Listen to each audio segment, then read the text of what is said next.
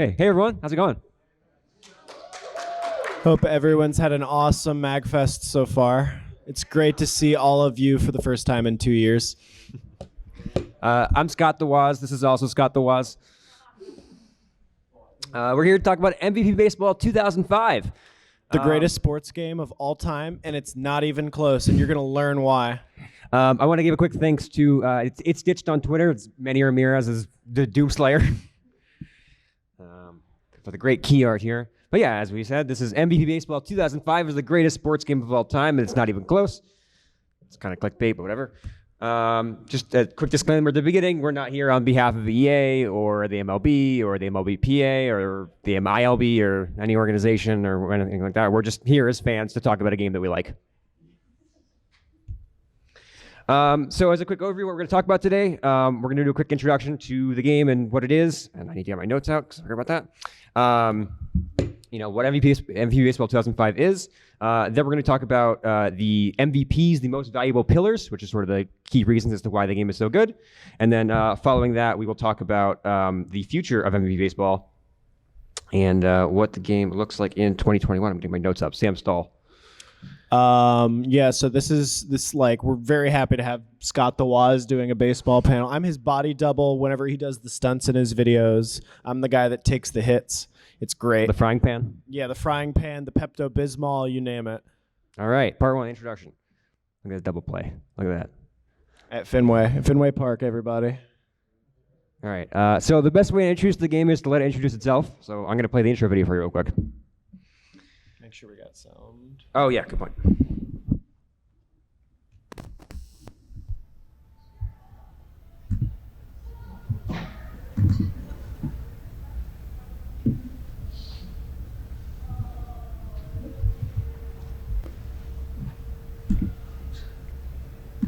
EA Sports. It's in the game. Craig Biggio, the Houston Astros.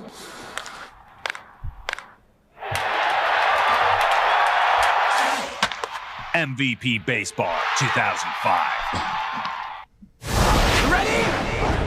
Watch out, three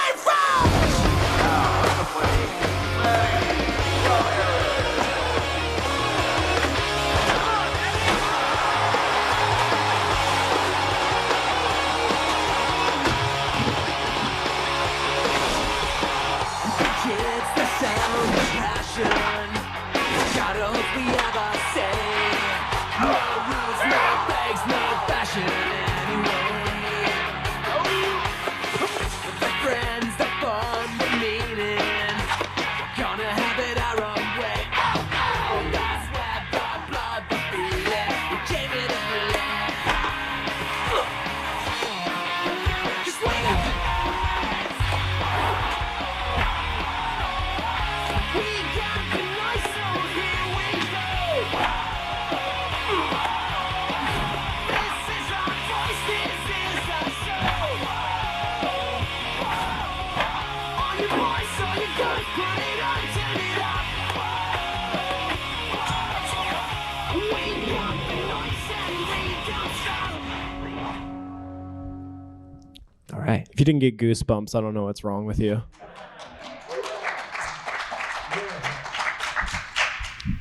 Mentioned at the top, we've got a couple of copies of MVP Baseball 2005 up here for all of its various release platforms, except for PSP. Sorry. I'm going to let the slide load. But we fully intend to give these away at the end of the panel. So if you're interested, if you get excited about the game by the end, please stick around. We have Xbox, PS2, GameCube, and then I also have a copy of MVP Baseball 2007, which I bought for $1. So. So anyway, as a quick introduction to the game, MVP Baseball 2005, and my Google assistant is listening to me now, was released on February 22nd of 2005, but also July 7th of 2005 in Japan on the PS2 only, with excellent box art, by the way. I like that, featuring several different Japanese baseball stars. The American cover features Manny Ramirez, who won the Willie Mays World Series Most Valuable Player Award, hence MVP Baseball. The game was developed by EA Canada, which is now known as EA Vancouver, and primarily works on EA's FIFA, NHL, and UFC titles. And the game also features accurate rosters as of January 31st, 2005. And it was the one of the prime points of the opening video was in 2004, right before the release of this game, the Boston Red Sox won the World Series for the first time in 86 years, effectively reversing the curse of Babe Ruth when he was sold to the Yankees in 1919. So good for Red Sox fans. I'm not one. Okay, so at the top, we're going to talk about the most valuable pillars, the key reasons as to why this game is so good. The first of those three is the features. We're going to kind of give you an overview of sort of all the various in-game reasons as to why the game is so good and why it's still memorable in the modern day. We'll talk about the soundtrack, which I brought a musician here to talk about with us. And then at the end, we'll talk about the legacy of the game and kind of why it's still remembered in the modern day. So starting with the features. Dynasty and owner modes were a big part. I know for me, I spent like many an hour, like I was talking about beforehand, just like managing the rosters in Dynasty mode and moving characters around from my major and minor leagues. Do you have any memories with Dynasty and owner mode? Absolutely. So Dynasty mode is unlike the season mode for most sports games where you play one season with a team. Like it says, it's a dynasty. So when you pick this team for your mode, you're with this team for the long run. This is for multiple seasons. You can call up and send down players from the minor leagues, sign free agents. And this is, I believe, the first baseball game to have fully accurate minor league rosters down that to was a big single feature. A, including my Richmond Braves, who no longer exist. But yeah, so you can do, instead of just one season with the team, it's multiple seasons, and right. Yeah, you're in control of the team. You're effectively the owner. I knew personally I loved just like stacking the teams completely. So going through and doing completely unfair trades and just like pulling all the great players from their teams, you know. So when I was a kid, my brother was a Yankees fan, so that was what I adopted. I'm from Boston now, so I'm a Red Sox fan. And so, you know, I'd go and grab like, you know, Vlad Guerrero from the Angels, and I'd grab, you know, David Wright from the Mets, and just like load the team up. And then I'd load up the minor league teams too. So I basically have just the entirety of both MLB All-Star teams down to the minor leagues and just winning every series. It was great. You could also, there was a Legends and Heroes team. So the Heroes team was like some of the best players from the 60s or 70s and 80s. And then the Legends team was from like the 30s to the 50s. And you could, I believe there was a cheat. You can get them in the season. We'll get to that in a moment. Yeah, but and funny story about that. I had an instance where basically I made it a point to get all the legends. I missed one, and I consistently, multiple seasons over, played the Phillies in the World Series because I kept forgetting to take Ty Cobb off their team. So Ty Cobb carried the Phillies to the World Series every year. That's fine. Let's talk about diving and sliding. Underrated feature, I think. But basically, the gist of it is that using the right stick on PS2 or the C stick on GameCube, in both fielding and in base running, you had multiple different options as to how you would slide into a base or dive to make a catch. And so this instance here, you know, you see a really nice fluid animation going from, from a dive to get the ball to throwing to make the play at first. But you also have like, you know, forward slides to like catch a low ball, or you could ram into home plate as well. Railroad the catcher. Yeah. But there was some sense to design around it, because I remember we were playing 06 earlier today, because they won't let you play your own games in the expo hall this year, unfortunately.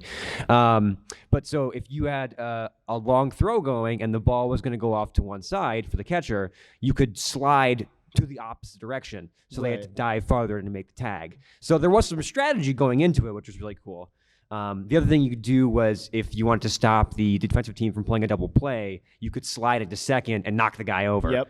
And which was great, because sometimes it would happen, it would knock him over, you would drop the ball, and you would stop the double play. But sometimes they would just barely get the throw off, and they'd be like falling and throwing the ball. It just made for a lot of really cool sort of cinematic moments. And when you have replays turned up to, you know, high frequency, you're constantly seeing these really cool like highlight reel plays. My favorite was when he doesn't make the throw, and so he's got the ball, and the replay shows him in slow motion falling, and the ball just kind of like stutters around in the air while he's falling to match where it would be in relation to his hand. Right. And one of my other favorite parts about sliding is you can tilt the right stick forward to slide head first or down to slide with your feet first. But if you tap it up to the right, you slide around the right side of the bag and put your hand on the bag to avoid the tag. Yep. Or, vice versa on the left side. And that's mainly for front slides, though. Well, and it definitely, like, the catch, when you're going to catch a ball, like in the outfield, it kind of obeyed the rule of cool, right? Where, like, if you were going to make a dive and you were off by a little bit, but it looked really cool, the ball, if you watch the replay, it'll come down and kind of go, and then, it'll kind of, like, redirect itself, which is kind of fun. Yeah, they definitely reward you for taking risks. Right. And yeah, you could make all these great, like, catch, like, if the ball is going foul, you can dive, all that kind of stuff. Robbing home run. Yeah. You could do the wall, the wall climb. So if you run up to the wall, usually there's an indicator on where the green ball's or red. Yeah. If the ball is going to land, in the playing field, it's just going to be a gray circle. But if the ball is going to be a home run ball, but it's catchable, it'll be a red circle like halfway through the fence. But when your character gets into the circle, it becomes green. And if you tilt the right stick up, he'll climb the wall and possibly not every time, but he can catch the ball and rob a home run. Yeah, you could rob home runs, which is really, really cool. I remember coming from one of the other GameCube baseball games I played a lot of was Mario Superstar Baseball. Oh yeah. And in that one they had the whole thing with like jumping on the thing and whatever, and so it was like the more realistic version of that, which was cool. So speaking, we mentioned the cheat codes earlier. I've got Jacob Patterson here, which I think you could use a couple different first names. I think Patterson was the important part. But if you made a character named Jacob Patterson in the character creator, you'd get this like really tiny guy, smaller than the lowest possible height with a giant bat. And he'd basically, every time he hit it, either hit a line drive straight to the wall, a home run more often than not, and it would go like 800 yards, like it would just go flying. Which is about twice the distance that the best player in the game can maximum hit a home run. Right, and so and you just watch the number go when you're hitting a home run, and it's just like 300, 400, 500. Or one of the things I always thought was really funny when I was playing a lot as a kid was you could also hit ground rule doubles with Jacob Patterson, but what would happen is he'd hit the ball, it would bounce right in front of home plate, and then it would go over the wall. Are we going to talk about Katie Roy here? Yeah, and so go on, talk about that. So as a kid playing MVP baseball, there are so many unlockables. You can unlock so many old ballparks, like the original Fenway Park. There's the Polo Grounds. I believe there's a slide further talking about that more. But I remember as a kid, you win points based on how well you do in games. Like if you steal this many bases, right, you get or if this you many pitch a points. no-hitter, right, or if you win a game at home or away, vice versa. But usually you'd have to play like 10 games to get enough points to buy like one ballpark or one jersey, character, a jersey. So I had a cheat book as a kid. I was like, if you just make a character and name it Katie Roy, it immediately unlocks everything. Which, as an adult coming back to this game now, wanting to just mess around with all that stuff, godsend. Is perfect, yeah. And so if you're one of the lucky folks to take home one of these copies and you want to mess around with all the fun stuff, you put in that cheat code and you're good to go. Also, a quick shout out to the Wilmington Blue Rocks. I love minor league baseball, so that's another thing about this game and why I love going to the fact that they has all the rosters. And so I've actually been to a couple Blue Rocks games in my time. That's nice. I don't think we talk about this or have any notes about it, but one of the minor league teams has a typo on their jersey. It has an extra L. I can't remember which team it is, but they have a typo. Sorry? Wilmington. Oh, so this right here? Oh, maybe. Maybe it's the away jerseys. It says Wilmington with 2 L's, maybe. Okay. I have the home jersey there, but anyway. All right, presentation comment. So I like to think that when he missed he didn't swing there, he said, "Aw, nuts."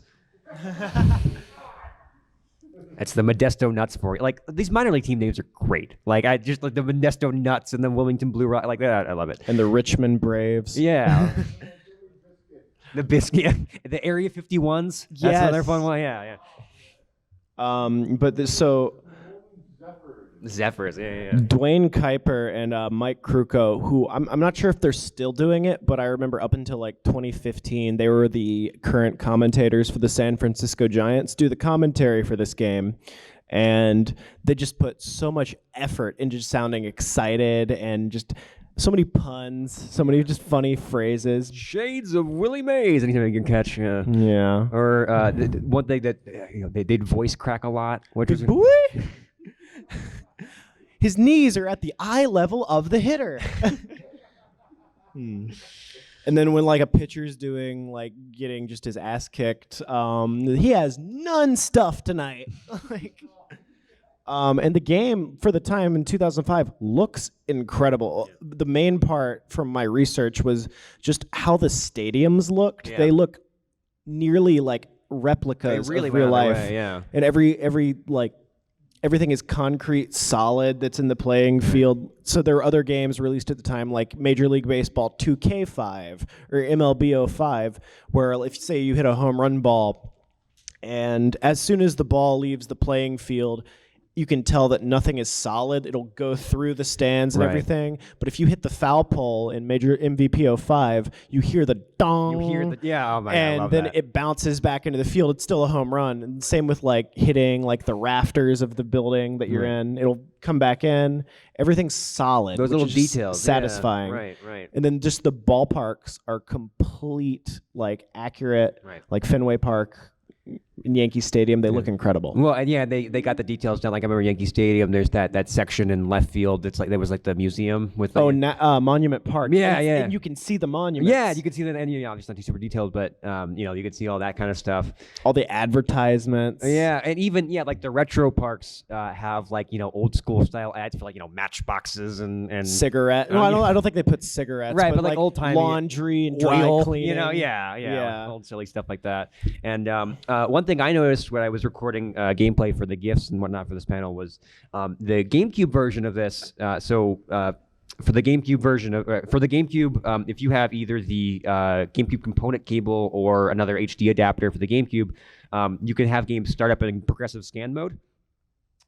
And so MVP, it's not on the box. It's not listed, at least last I checked on the Wikipedia page. But you can play the game in progressive scan mode.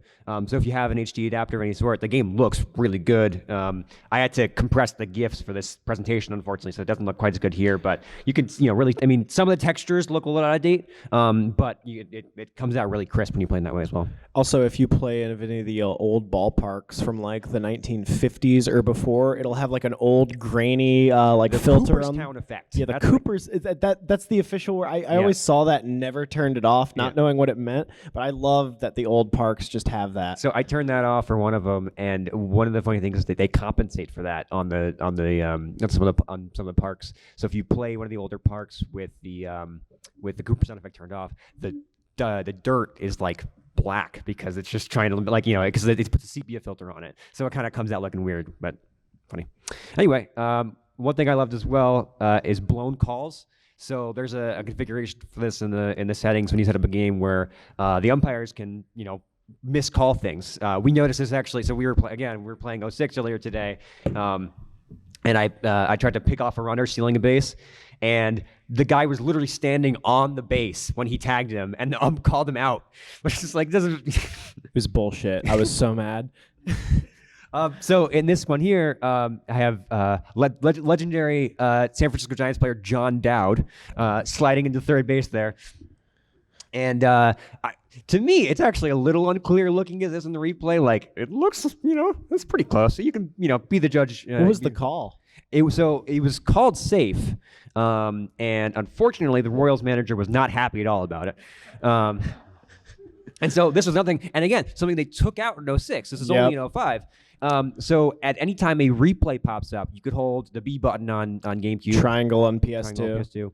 And you could have your manager come out and argue the play. And you could choose the intensity of which you made your argument. Yeah, I would be like trying to make my manager just as pissed off as possible. And so this is this is pretty close to maximum. But like I remember, I always was of the opinion that you could change the call, which I don't think you can actually do. You can't. So there was a rule in Major League Baseball, I think implemented in 2012, where if you argue the call, they will like look over replay. Right. But until then, arguing the call was basically just getting yourself ejected. Right. And just voicing your frustration before getting ejected. But if you go really low intensity, you can go out and I remember the guy was like, he just wants to have a conversation with him, And then when you put the high intensity, he's like, oh, he is not happy tonight.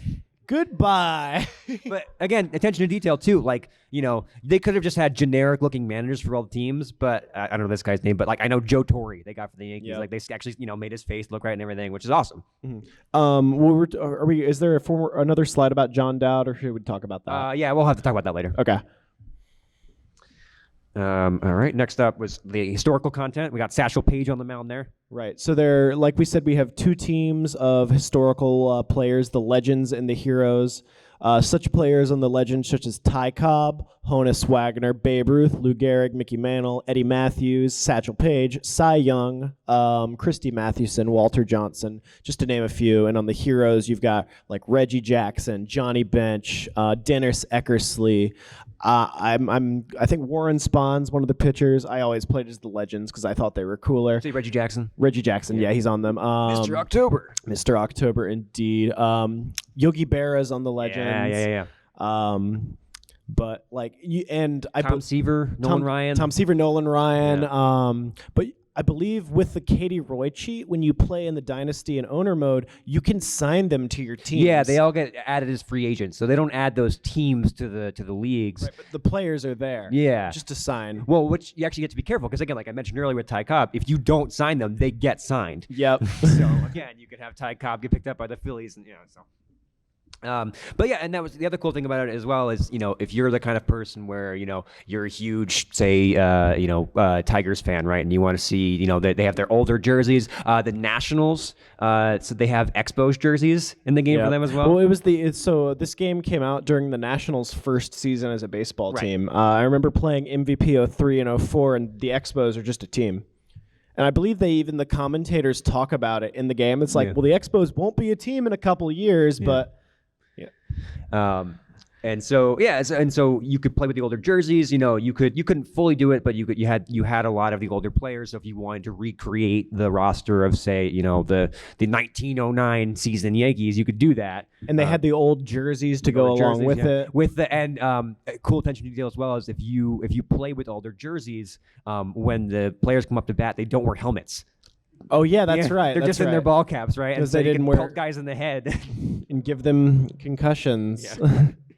One of my other, I don't think there's a slide for this. When you get hit by a pitch, there's an option. I believe on PlayStation 2 it was the triangle. You can just charge the mound and try to fight the pitcher. Yeah.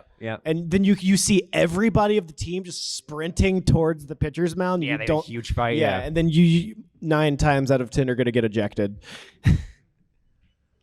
And with the when you get your manager ejected as well, I forgot to mention that earlier. You can no longer make defensive or offensive substitutions. So it's like it's kind of like there are ramifications for your actions, right? So if you decide to try to challenge a call like that, that can happen. Yeah, then you don't get to put Mariano Rivera in the 9th inning, unless the game does it automatically, which it may. Which I mean, I remember for me, I was more usually frustrated. Like I'd be thinking a pitcher was doing just fine, but his stamina was a little low, right? And so the game would take out the pitcher when I didn't really want him to. It's just foreshadowing for the modern way that pitching is now. Excuse me. The mini games. So you saw those in the opening as well. So you have the batting mini game and the pitching mini game. I didn't play a ton of these, but generally hear people talk about them a lot. I played the batting minigame specifically for like hours as a kid. It's great. You can see you're just at a like farm or whatever. There are tractors going on. You get points if you hit anything like that's notable. Like there's a school bus, I think, in the background. Yep. And the ramps change after every pitch. Right. Like sometimes they've got the arrows. Sometimes they've got arrows coming in the opposite direction. Right. So every at bat, they want you to hit it in a certain direction.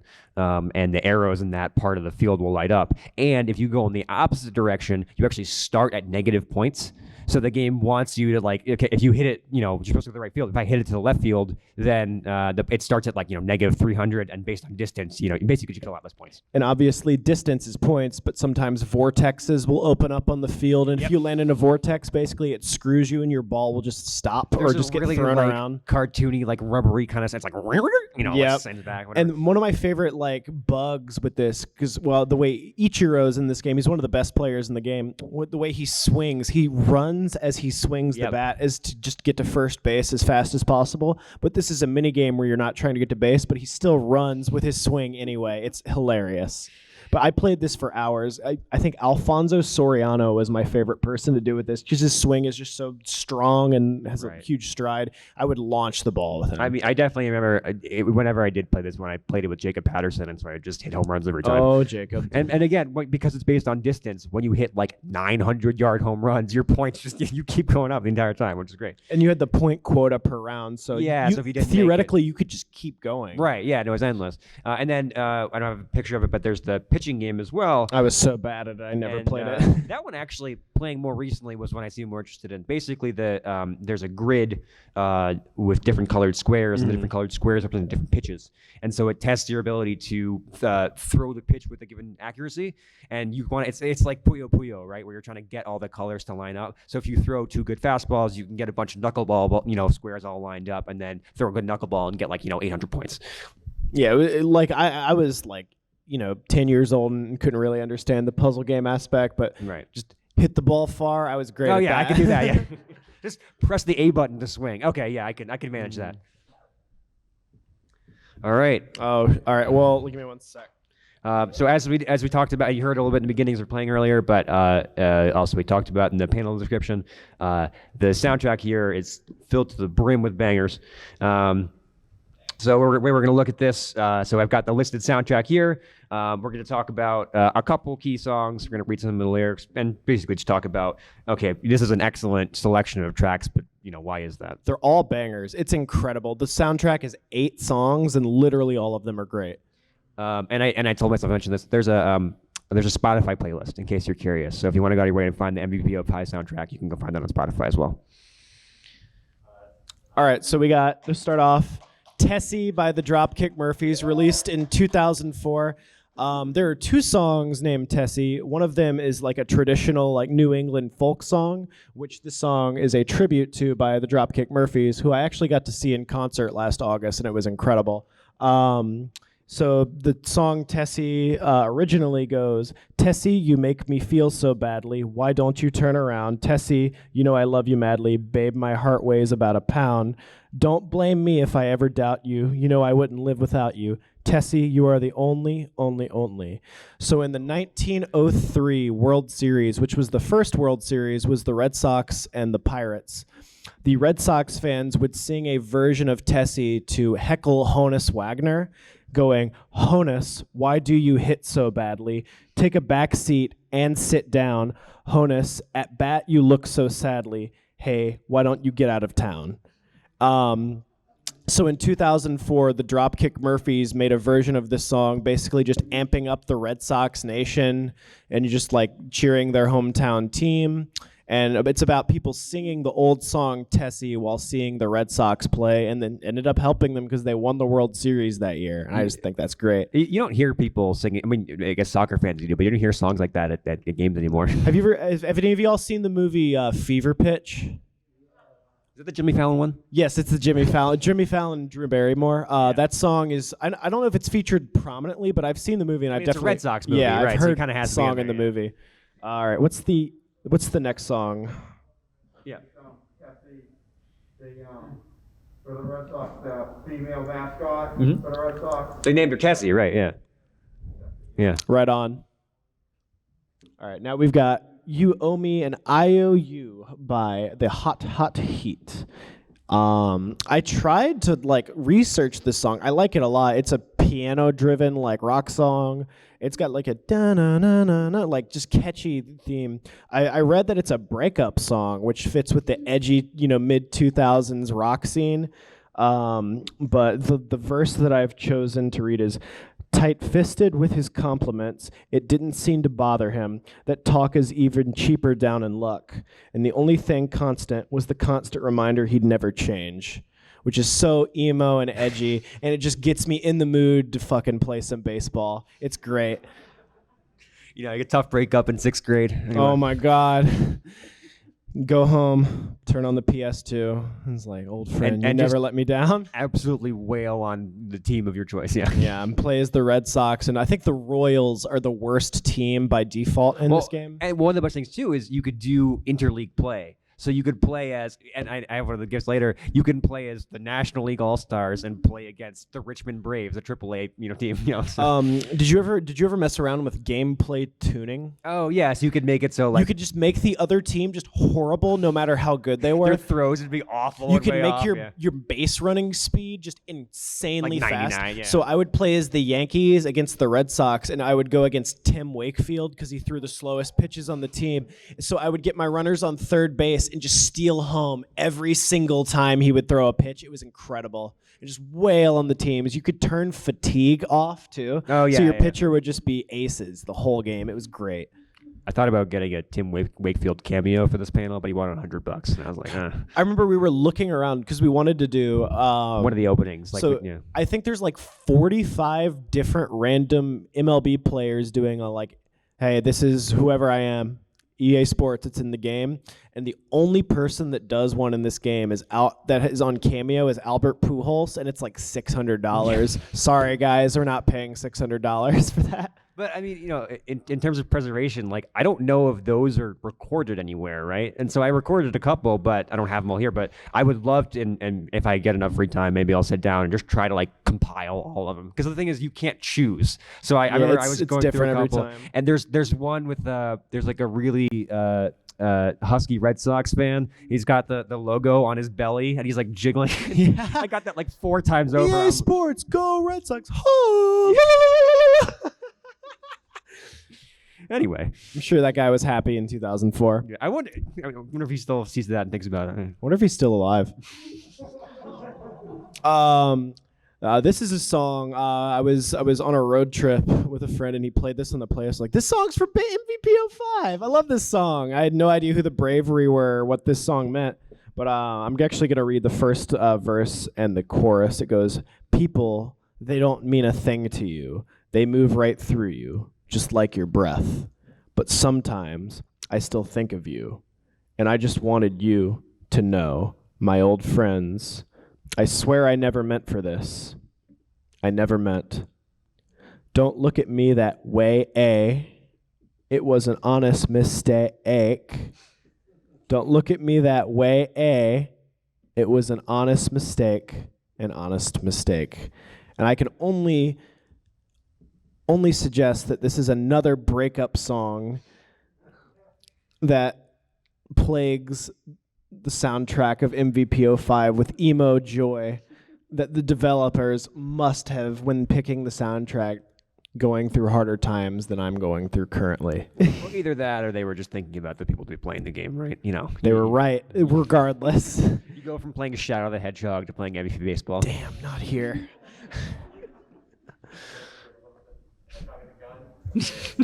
Hedgehog in the Gun or Manny in the Bat. There you go. And then, okay, my personal favorite. Objectively the best. We all heard this song in the beginning by the German punk band, the Donuts. We Got the Noise. Whenever I hear this song, regardless of what mood I'm in, I just get so excited and hype. I'm just like, yes. I just think of the Red Sox winning the 2004 I World think of Series. 2005 GameCube polygons. Manny Ramirez coming up to the plate. Coming up to the plate, adjusting his helmet, kicking his bat. Like, oh, In yeah. 2004, history was made. Oh. Yeah, this song needs no further explanation. We heard it. It's a banger for sure. Amen. All right.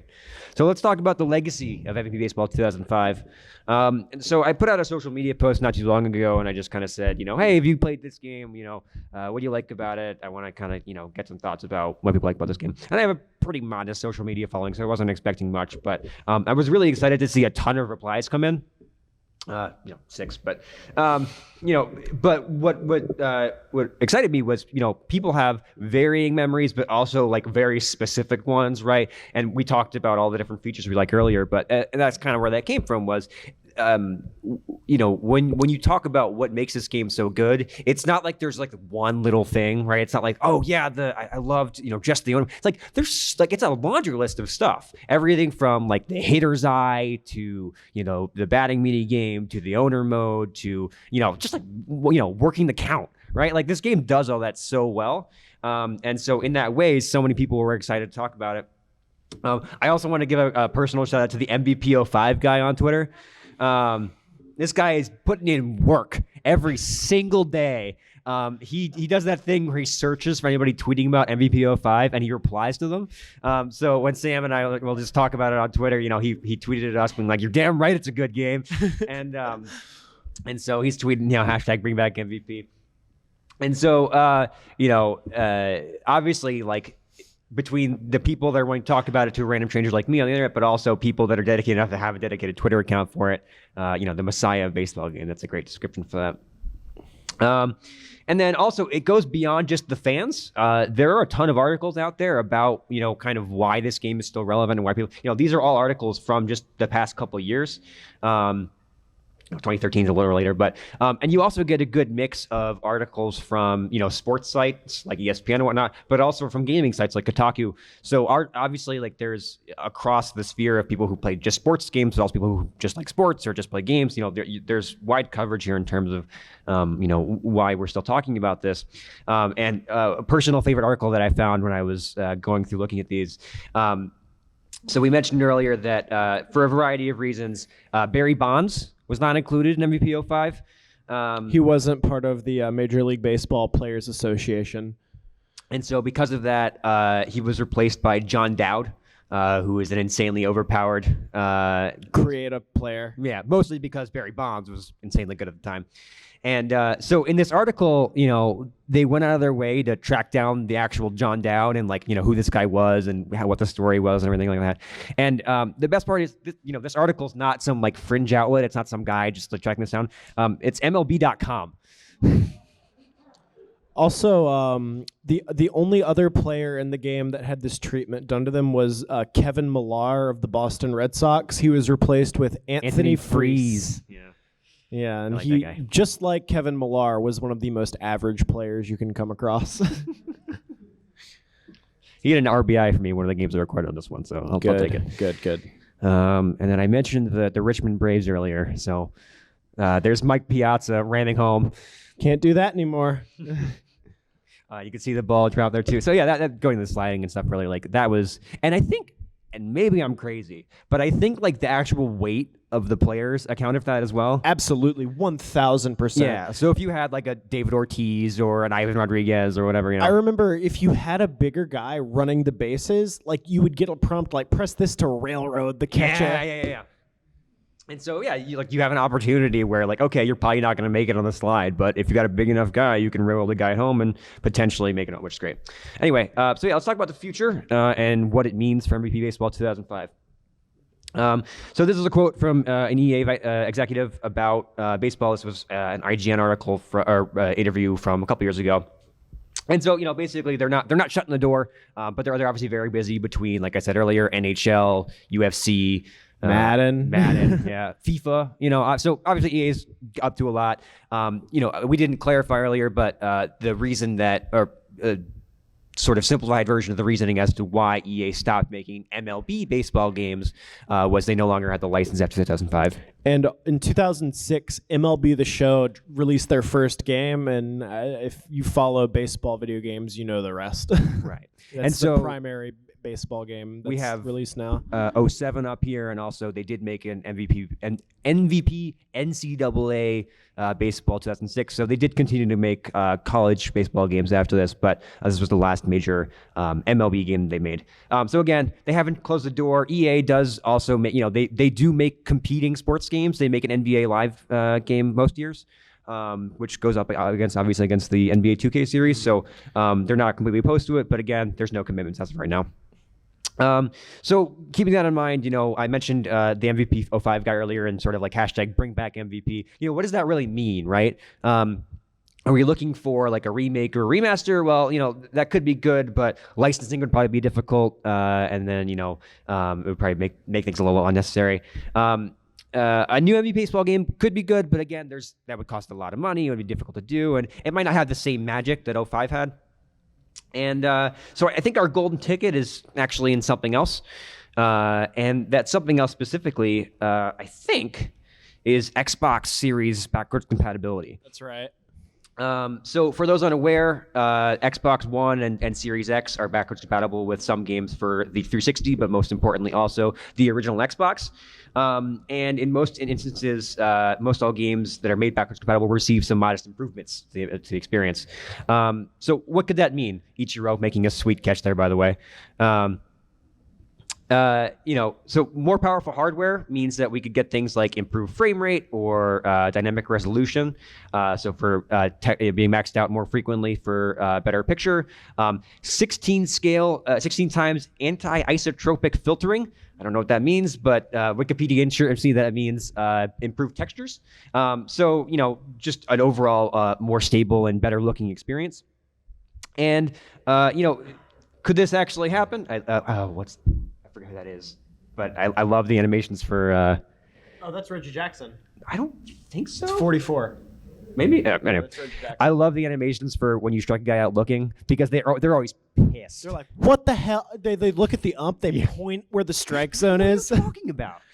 They're like, are you kidding me? So in terms of if this is actually a reasonable expectation, 46 EA titles have currently been made backwards compatible on Xbox. Most of those are 360 titles, but there are a couple of original Xbox games as well.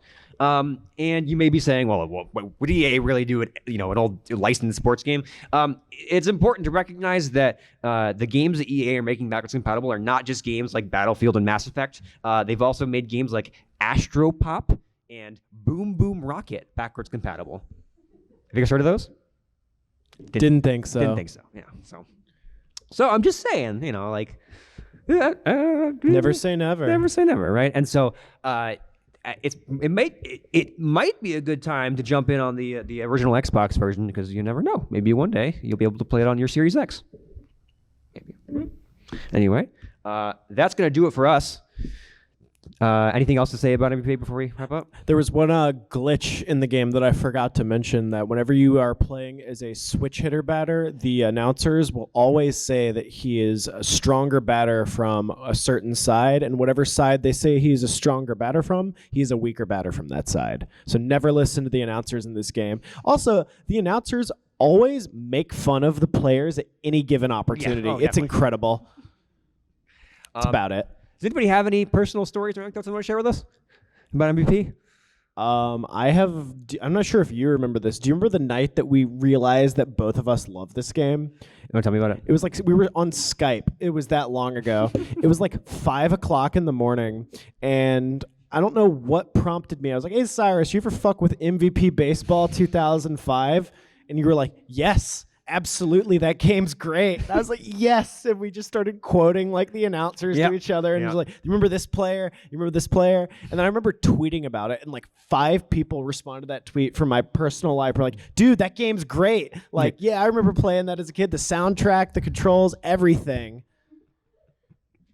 You get random replies all the time too from random people being like, "Oh yeah, I remember that." And yeah. The person that introduced me to this game was a childhood friend, and I texted him about a week ago. I was like, "Hey, do you remember that game we used to play as kids, MVP Baseball 2005?" He's like, "Yeah, that was the best baseball game." I was like, "Yeah, that's what I'm about to talk about at MAGFest this weekend." I think I know the best way to go out here. Hang on. I know this is a very exciting panel, as our audience can tell. Hang on here.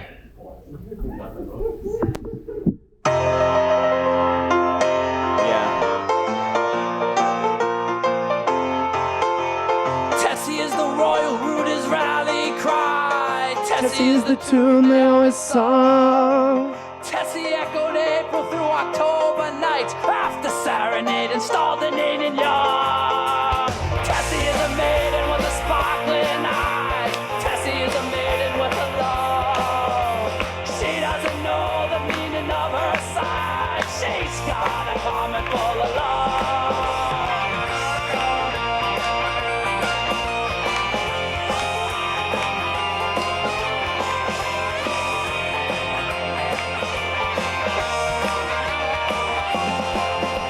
Sometimes when the game is on the line, Tessie always carried them away. Up the road from third base to Huntington, the boys would always sing and sway. So, who wants a copy of MVP Baseball 2005? Oh boy. I didn't think this far ahead. Oh, does anybody know good MVP 05 trivia? Okay. I'm gonna ask a couple questions.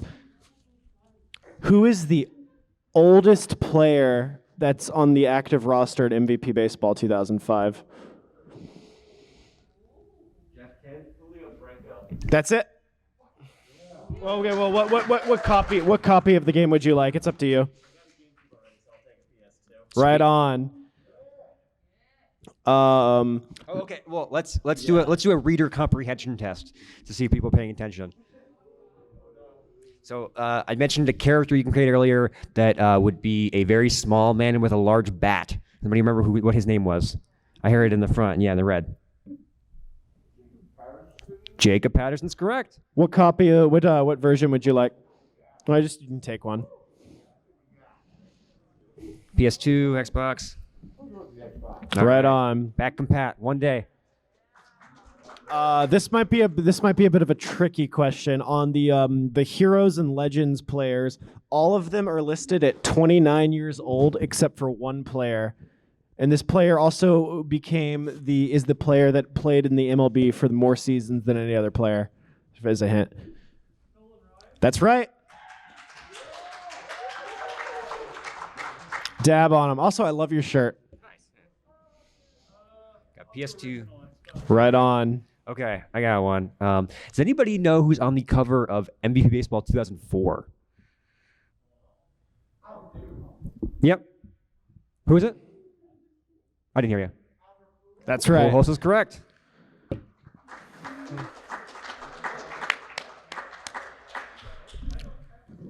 Oh, 7. All right. All right, we got two more. Going off what Cyrus said, who are the two athletes that are on the cover of MVP Baseball 2003? I don't know that one. Nothing? Because, no. I believe it's Miguel Tejada and Randy Johnson. I won. I already have 2 copies of this game.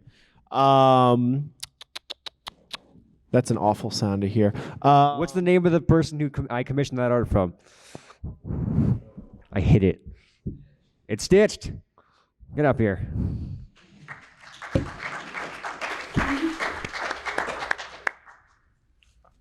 While he's walking up here, I have to think like fast for the last question. We got a GameCube copy, disc only, and a PS2 copy.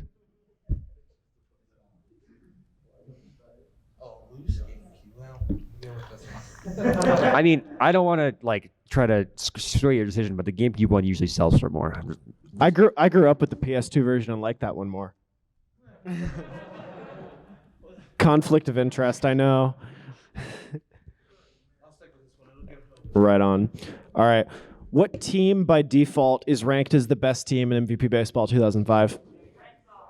That's right.